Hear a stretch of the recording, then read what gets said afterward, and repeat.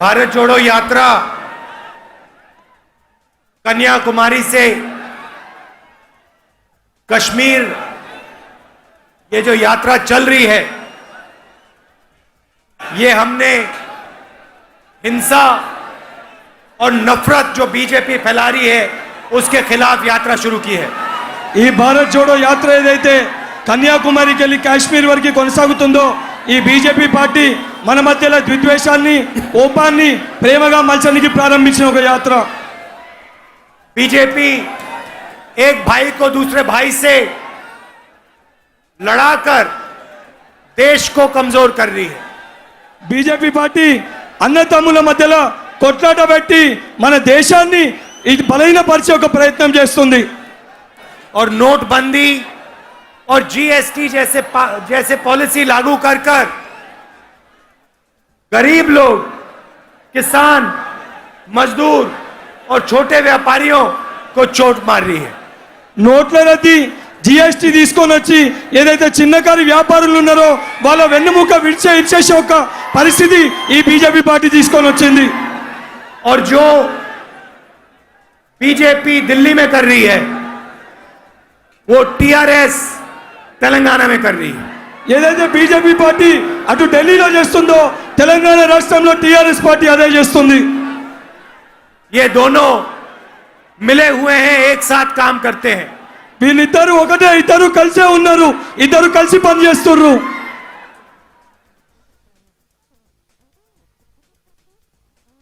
तो ये दोनों एक साथ मिलकर काम करते हैं।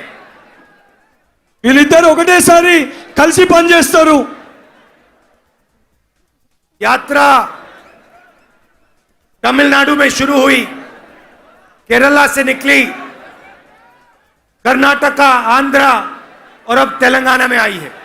ఈ భారత్ జోడో యాత్ర కన్యాకుమారి తమిళనాడులో మొదలై దాని తర్వాత కేరళ, కర్ణాటక, ఆంధ్రప్రదేశ్, ఇప్పుడు తెలంగాణకు వచ్చింది। और दिन भर हम पैदल चलते हैं।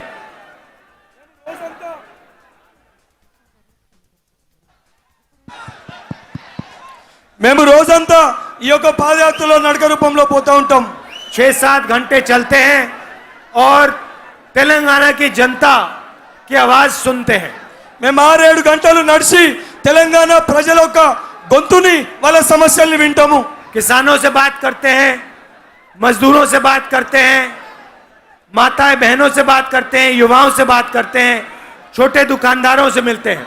రైతులతోటి మాట్లాడతాము, చిన్న చిన్న వ్యాపారులతోటి మాట్లాడతాము, యువకులతోటి మాట్లాడతాము, విద్యార్థులతోటి మాట్లాడతాము, కొట్టువారితో కూడా మాట్లాడడం జరుగుతుంది। और तेलंगाना में जमीन पे जो हो रहा है वो सुनने को मिलता है। తెలంగాణలో వాస్తవ పరిస్థితులు ఏం జరుగుతాయో అవి వినిపిస్తారు, ఆ ప్రజల వాళ్ళ సమస్యలు మాకు తెలియజేస్తారు। 6-7 घंटे आपकी बात सुनने के बाद हम 15 मिनट अपनी बात रखते हैं आपके लिए। 6-7 గంటలు మీ యొక్క సమస్యలు విన్న తర్వాత ఒక 15 నిమిషాలు మేము దానిపైన మాట్లాడతాము। पता लगा कि तेलंगाना में जो किसान है वो कितना भी दम लगा ले, कितनी भी मेहनत कर ले, उसका खेत उसे आमदनी नहीं दे पाता। తెలంగాణలో మాకు తెలిసింది, ఒక రైతు ఎంత కష్టపడ్డా, ఎంత వ్యవసాయం చేసి ఎంత పంట పండించినా ఆయన పండించిన పంటకు గిట్టుబాటు ధర లభిస్తలేదు। एक तरफ नरेंद्र मोदी ने किसानों के खिलाफ काले कानून बनाए, ఒకవైపు నరేంద్ర మోడీ కిసాన్లకు వ్యతిరేకంగా నల్ల చట్టాలు తీసుకొని వచ్చిండు। और दूसरी तरफ तेलंगाना में आपके चीफ मिनिस्टर किसानों की जमीन, आदिवासियों की जमीन, दलितों की जमीन छीनने में लगे हुए हैं। మరొక వైపు మన రాష్ట్ర ముఖ్యమంత్రి దళితుల భూమి, గిరిజనుల భూమి గుంజుకునే పనిలో పడ్డాడు। और जब नरेंद्र मोदी जी काले किसान के कानून लोकसभा में पास कर रहे थे तो उनको पूरा समर्थन टीआरएस दे रही थी। ఎప్పుడైతే నల్ల చట్టాలని లోక్సభలో నరేంద్ర మోడీ గారు ప్రవేశపెట్టిరో దానికి మన రాష్ట్ర ముఖ్యమంత్రి పూర్తి స్థాయిలో మద్దతు పలికిండు।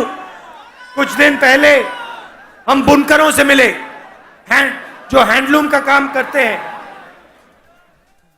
ఏదైతే కొన్ని రోజుల క్రితము మేము చేనేత కార్మికులతోటి కలిసినాము। पूरी दुनिया में आपका हैंडीक्राफ्ट मशहूर है। మొత్తం యావత్ భారతదేశంలో మన చేనేత వస్త్రాలు చాలా గొప్పవి. लाखों लोगों को नुकसान हुआ क्योंकि नरेंद्र मोदी जी ने जीएसटी लागू कर दी. లక్ష మంది మన చేనేత కార్మికులు, లక్షలాది చేనేత కార్మికులకి నష్టం జరిగింది. అయితే జిఎస్టీ 18% जीएसटी लागू की है 12% జిఎస్టీ వాళ్ళ పైన పెట్టడం జరిగింది. और बुनकरों की मदद टीआरएस सरकार ने नहीं की. వాళ్ళ కోసం ఎటువంటి సహాయము ఈ యొక్క టిఆర్ఎస్ పార్టీ చేయలేదు. तो हम तेलंगाना के बुनकरों को आश्वासन देना चाहते हैं कि जैसे ही हमारी सरकार आएगी, ये जो आपको जीएसटी का पैसा देना पड़ रहा है, इसके लिए हम आपको कॉम्पनसेशन दे देंगे. మేము మాటిస్తున్నాము, రేపు పొద్దున తెలంగాణలో ఆ చేనేత కార్మికులకి రేపు పొద్దున ఈ యొక్క జిఎస్టీ పైన కంపెన్సేషన్ మేము ఇస్తాము. कोई मुश्किल काम नहीं है. ఇది పెద్ద కష్టమైన విషయం ఏమి కాదు. हमने आंकड़े देखे, आंकड़े समझे और आसानी से हम ये काम कर सकते हैं. ఈ అన్ని లెక్కలు మేము చూసినాము. దీన్ని చాలా ఈజీగా చాలా సులువుగా చేయొచ్చు. आज मैं एक स्टूडेंट से मिला. ఇవాళ నేను విద్యార్థులతోటి కలిసినాను. मैकेनिकल इंजीनियरिंग की उसने, మెకానికల్ ఇంజనీరింగ్ చేసిండు ఆ యువకుడు. सालों पढ़ाई की చాలా ఏళ్ళు చదువుకుండు. और जो उसको सरकार ने कॉम्पनसेशन देना था, फी का रिइंबर्समेंट देना था, सरकार ने नहीं दिया. ఆ పిల్లగానికి ఏదైతే ఫీజు రియంబర్స్మెంట్ రావన్నో ఈ ప్రభుత్వం ఆ పిల్లగానికి ఫీజు రియంబర్స్మెంట్ ఇవ్వలేదు. और उसका जो सपना था मैकेनिकल इंजीनियरिंग करने का, वो सपना टूट गया, खत्म हो गया. ఆ పిల్లగాని కళ ఏదైతే ఉండేనో మెకానికల్ ఇంజనీర్ కావాలని ఆయన కళ మొత్తం కూడా విరిగిపోయింది. ఆ కళ సాకారం కాలేదు. आज वो मैकेनिकल इंजीनियरिंग नहीं कर पा रहा है, आज वो डिलीवरी का काम करता है. మెకానికల్ ఇంజనీరింగ్ కాలేక ఈ రోజు జొమాటోలో డెలివరీ చేస్తుండు. तेलंगाना में पूरा का पूरा शिक्षा का ढांचा प्राइवेटाइज किया जा रहा है. తెలంగాణలో విద్యా వ్యవస్థని పూర్తి స్థాయిలో ప్రైవేట్ వ్యవస్థకి కట్టబెడుతుండు. कॉलेजेस, स्कूल्स, यूनिवर्सिटीज सब के सब प्राइवेट हाथों में दिए जा रहे हैं. కాలేజెస్, స్కూల్, మన విద్యాలయాలు మొత్తం కూడా పూర్తి స్థాయిలో ప్రైవేట్ వాళ్ళ చేతిలో పెట్టడం और జరుగుతుంది. सबसे ज्यादा नुकसान गरीब जनता को होता है, किसानों के बच्चों को होता है, मजदूरों के बेटियों को होता है.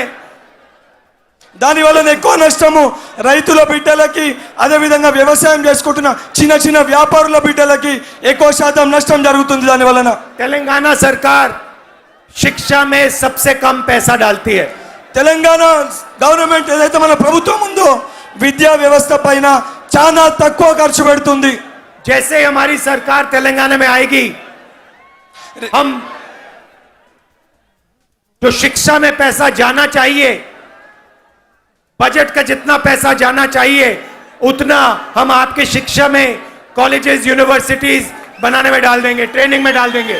రేపు పొద్దున తెలంగాణలో మా ప్రభుత్వం వచ్చిన తర్వాత ఏదైతే విద్యా వ్యవస్థకి కావాల్సిన ఎక్కువ డబ్బుని మేము కేటాయించి ఏవైతే విశ్వవిద్యాలయాలు కానివ్వండి లేకపోతే విద్యా వ్యవస్థకి సంబంధించిన పూర్తి స్థాయిలో డబ్బులు మేము और కేటాయిస్తాం. इससे लाखों युवा अपना सपना पूरा कर पाएंगे. దీనివల్ల లక్షలాది మంది మన యువత ఒక కళలు సాకారం అవుతాయి. यात्रा में आपने हमारा पूरा समर्थन किया. ఈ యాత్రలో పూర్తి స్థాయిలో మీరు మాకు మద్దతు పలికిర్రు. जहां भी हम गए, हमारा स्वागत हजारों लाखों लोगों ने किया. ఎక్కడ మేము పోయినా మీరు మాకు లక్షలాది వేలాది మంది మీరు మాకు స్వాగతం పలికిర్రు. आपने अपना प्यार, अपनी शक्ति इस यात्रा को दी. మీలో ఉన్న మీ ప్రేమని మీ బలాన్ని ఈ యాత్రకి మీరు మాకు ఇచ్చిర్రు. और हिंदुस्तान में बीजेपी जो हिंसा और नफरत फैला रही है, उसके खिलाफ आप सब खड़े हुए. ఏదైతే బీజేపీ పార్టీ మన భారతదేశంలో విధ్వంసాలకు కానీ మన మధ్యలో కొట్లాడబెట్టే ప్రయత్నం చేస్తుందో దానికి మీరు వ్యతిరేకంగా నిల్చుర్రు. नदी जैसी ये यात्रा चल रही है. ఈ యాత్ర నడుస్తుంటే ఒక నది లెక్క ప్రవహమై పారుతుంది. इसमें कोई नफरत और हिंसा नहीं है. ఇందులో ఏ ద్వేషాలు కానీ కొట్లాటాలు కానీ లేవు. कोई व्यक्ति गिरता है, धक्का लगता है, गिरता है, सब लोग उसको उठाते हैं, मदद करते हैं. ఎవరన్నా ఒక వ్యక్తి ఈ యొక్క యాత్రలో కింద పడిపోతే అందరూ కలిసి ఆ వ్యక్తిని లేపి మళ్ళీ వాళ్ళతో పాటు కలిసి తీసుకొని వెళ్తారు. कोई ये नहीं पूछता कौन से धर्म के हो, कौन सी भाषा बोलते हो, कौन सी जात के हो, एकदम मदद कर देते हैं. కింద పడ్డప్పుడు ఆ వ్యక్తిని నీ కులమేందో నీ మతమేందో అని ఎవరు అడిగారు, లేపి పైకి కలిసి తీసుకొని పోతారు. यही यही सच्चा हिंदुस्तान है. ఇదే నిజమైన భారతదేశము. यही आपका इतिहास है. ఇదే మన చరిత్ర. और जो बीजेपी आरएसएस कर रहे हैं वो देश के हित के खिलाफ है. ఏదైతే బీజేపీ ఆర్ఎస్ఎస్ చేస్తుందో అది మన దేశ చరిత్రకి వ్యతిరేకంగా చేస్తుంది. मगर आपको ये सवाल पूछना है वो आपको बांटने का काम क्यों करते हैं. నేను మీకు ఈ ప్రశ్న అడుగుతున్నా, వాళ్ళు మనల్ని విడగొట్టే ప్రయత్నం ఎందుకు చేస్తారు? आपका जो पैसा है वो आप तक नहीं पहुंचता. మన డబ్బు మన దాకా చేరుతలేదు. हिंदुस्तान में 3-4 सबसे बड़े उद्योगपतियों को नरेंद्र मोदी जी पूरा पैसा पूरा फायदा पहुंचाते हैं. భారతదేశంలో ఉన్న ముగ్గురు నలుగురు పెద్ద వ్యాపారులకి పూర్తి స్థాయి డబ్బు వాళ్ళకి చేరవేస్తుండు. पब्लिक सेक्टर को प्राइवेटाइज करते हैं, बेच देते हैं. ప్రభుత్వ వ్యవస్థని ప్రైవేటీకరణ చేసి అమ్మేస్తుండ్రు. नोटबंदी, जीएसटी जैसी पॉलिसी लागू करके जो छोटे व्यापारी हैं, स्मॉल और मीडियम साइज बिजनेस वाले हैं, उनको खत्म कर दिया. జిఎస్టీ నోటు బండి తీసుకొని వచ్చి చిన్న చిన్న వ్యాపారులు ఎవరైతే ఉన్నారో వాళ్ళ మొత్తం దుకాణం మూసేసుకునే ఒక పరిస్థితి తీసుకొని వచ్చారు. और आज हिंदुस्तान में 45 साल से सबसे ज्यादा बेरोजगारी है, तेलंगाना में और हिंदुस्तान में. యావత్ భారతదేశంలో ఏదైతే 25 సంవత్సరాలు ఇప్పుడు అన్నిటికంటే ఎక్కువ నిరుద్యోగులు ఉన్నారు. मगर दुनिया के सबसे अमीर लोग भी हिंदुस्तान में हैं. భారతదేశంలో అత్యధిక ధనవంతులు కూడా ఇప్పుడే ఉన్నారు.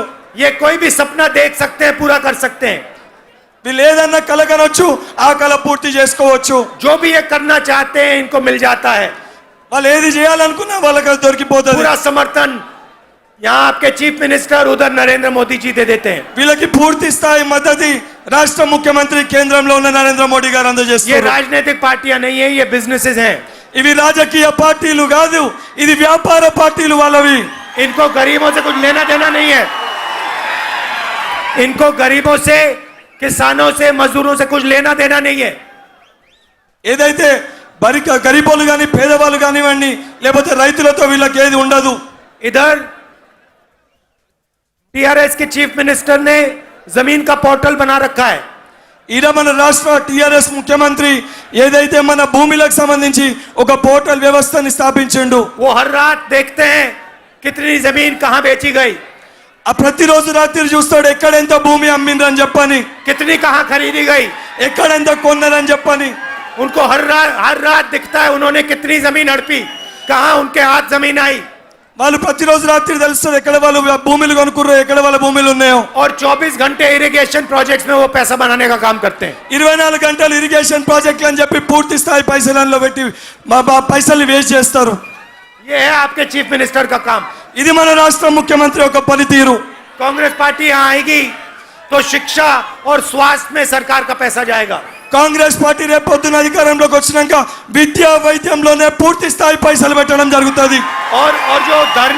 और जो धरनी पोर्टल में ये बेईमानी कर रहे हैं इसे ठीक किया जाएगा.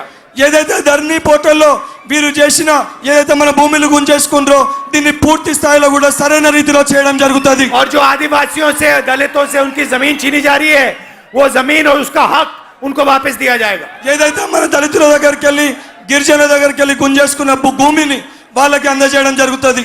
आपने अपनी इस यात्रा को इतनी मदद की, इतना प्यार दिया, अपनी शक्ति दी, इसके लिए मैं आपको दिल से धन्यवाद करना चाहता हूं.